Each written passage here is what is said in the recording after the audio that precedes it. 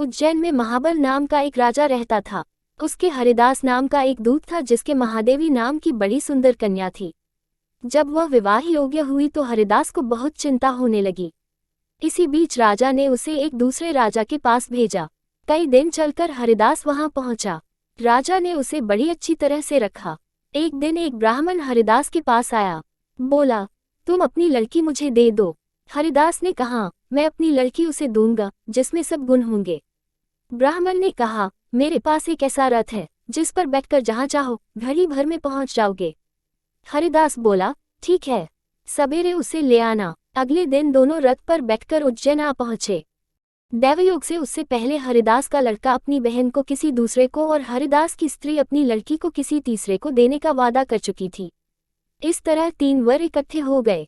हरिदास सोचने लगा कि कन्या एक है, वह 3 है, क्या करे। इसी बीच एक राक्षस आया और कन्या को उठाकर विंध्याचल पहाड़ पर ले गया। तीनों वरों में एक ज्ञानी था। हरिदास ने उससे पूछा तो उसने बता दिया कि एक राक्षस लड़की को उड़ा ले गया है और वह विंध्याचल पहाड़ पर है।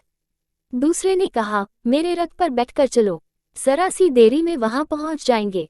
तीसरा बोला, मैं शब्दवेदी तीर चलाना जानता हूँ, राक्षस को मार गिराऊंगा। वे सब रथ पर चढ़कर विंध्याचल पहुंचे और राक्षस को मारकर लड़की को बचा जाए। इतना कहकर बेताल बोला, हे राजन, बताओ वह लड़की उन तीनों में से किसको मिलनी चाहिए। राजा ने कहा, जिसने राक्षस को मारा उसको मिलनी चाहिए, क्योंकि असली वीरता तो उसी ने दिखाई। बाकी 2 ने तो मदद की। राजा का इतना कहना था कि बेताल फिर पेड़ पर जा लटका और राजा फिर उसे लेकर आया तो रास्ते में बेताल ने छठी कहानी सुनाई। कहानी से सीख, मुश्किल समय में साहस ही काम आता है, इसलिए मुसीबत को देखकर घबराए नहीं, हमेशा साहस दिखाएं।